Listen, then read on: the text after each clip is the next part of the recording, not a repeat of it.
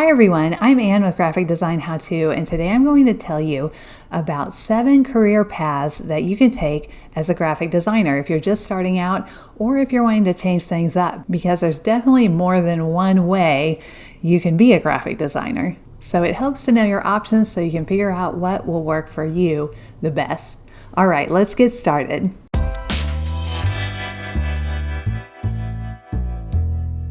Number 1. In-house designer. This means that you work for one company and you use their branding to make different collateral. So this could be print ads, this could be social media ads, packaging, internal presentations, but it's all for one company. A lot of times with this job, you'll be included in the marketing team. And most of the jobs you see out there on job boards like Indeed.com are for in-house designers. These would be like banks, churches, real estate companies, city, state, or federal government, attorneys, and there are tons more. The great thing about this, it's a normal work schedule. So you don't set your own hours, you come in the same time every day, or sometimes they may have you work from home. And it's consistent. It's just a normal job. Here are a few things that people don't love about being in-house designers. First, you're just working for one brand. The look and feel, the branding, the colors, they're going to be the same every time. And there are some exceptions to this, of course. It just depends on how rigid that company wants to be with their look. A couple more rigid companies would be something like Progressive Insurance. They've got blue and white. Pretty much all their ads follow a same look and feel. Also, H&R Block, they've got the green block and the black text. They keep it pretty consistent as far as, what goes out in print, what you see on TV, and what you see online. But then you have companies like Starbucks. And although they do have their branding, they have a lot of more creative and interesting stuff like on their gift cards.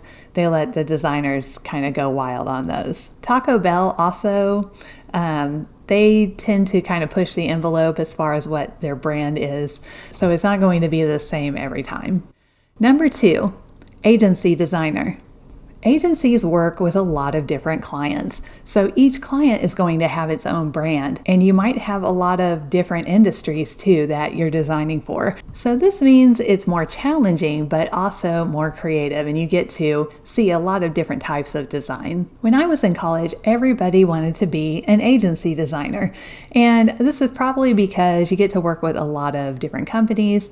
It's sort of a cool job, I guess. These jobs are very competitive because so many designers want to do them. So I would recommend getting experience first instead of trying for these right out of college, although it is totally okay to do that and you might get in. You never know. I will say that the 2 agency jobs I had, I did not get any training. I was the only designer there, so I already had to know what I was doing at that point. But if you're trying for a big agency, there's going to be a lot of designers, and you probably will get training in that case. They're also very fast-paced. When I was the only designer at one company, I had about 30 clients, although not all of those clients needed work at the same time. And they were very careful. They really watched out for me to make sure I wasn't getting too overloaded. We did have an off-site freelancer that we could send projects to if I got overloaded. So the great things about agency work, it's fun, in my opinion. It's fast-paced, a lot of variety of clients, a lot of variety of design needs, and you'll most likely also have a steady schedule with this one, meaning you go to work at 9, you get off at 5 or so. A lot of people mention being kind of overworked, like they worked longer than their hours, though. That never happened to me, so I can't speak to that, but I have heard that from a lot of my friends. The downsides to agency life are that it's pretty competitive to even get the job in the first place. Second, you'll be juggling a lot more projects than maybe you're used to. And then the hours can be a little bit crazy. Number 3, freelance designer. With this job, you're basically running your own business. So you'll need to find your clients, you'll set your own rates, and you'll set your own hours. This isn't like a normal job where you go into an office every day. Your office will most likely be at home. The benefits to freelancing are the flexibility. You can really decide when to work and when you don't want to work, as long as you hit the deadlines. You can usually work from home, and you'll probably have a variety of projects if you have more than one client. The downsides: you are your own boss, so you have to be very disciplined.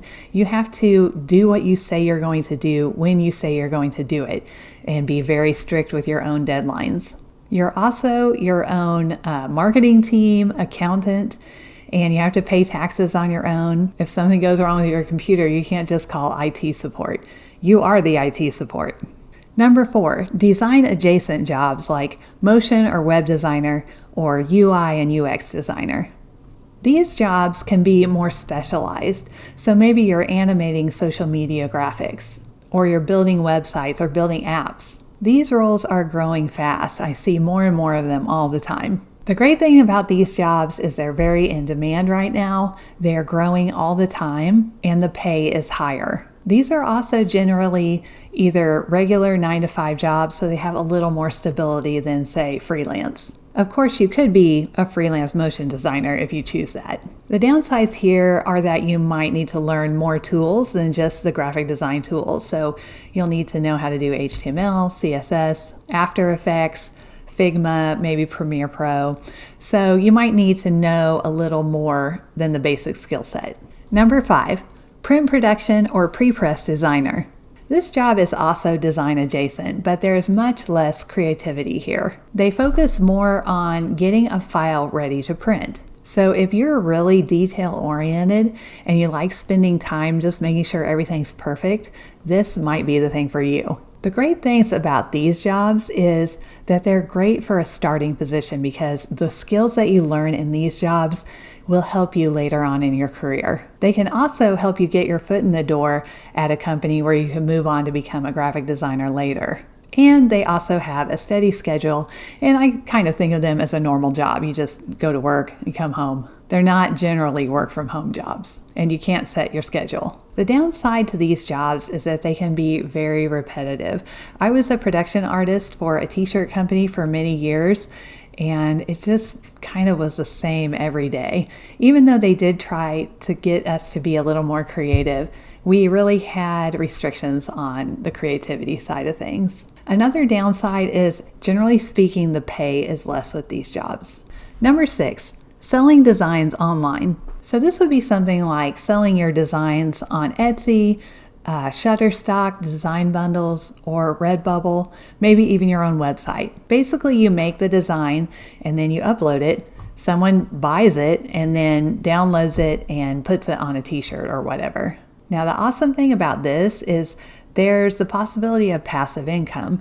So even though you make this design once, it can sell 1,000 times, even without you putting any more work into it at all. And that is pretty great. The downsides are it is very competitive and it's very hard to make enough to actually have this be your full-time job. It takes a lot of time to build up traction. Right now, I sell my designs on probably 15 websites, and I don't make enough to make a full-time living doing that. But it is a nice little side income, so there's that. Number 7, design educator or content creator. Another path you can take in your graphic design career is to teach. You can teach classes on Skillshare or Udemy, do workshops online, teach here on YouTube, or even, go the traditional route and teach in a classroom. This is a really great path if you love helping others, and it's really rewarding. With this job, you can share what you know, and I find that to be really fun. With this career path, you can share what you know, you can build a community, and it can be a normal 9-to-5 job if you're teaching at a school. But if you're doing it online, it does take a lot of time to build up a following and actually monetize whatever you're working on. So those are 7 graphic design career paths. And the cool thing is you do not have to stick to just one. I personally have done 6 out of 7 of these, and I think I'll just stick to that because I wasn't that interested in number 4. So let me know in the comments what path you're the most interested in, or if you're working in the industry today, what career path did you take? All right, I'll see you in the next video. Thank you.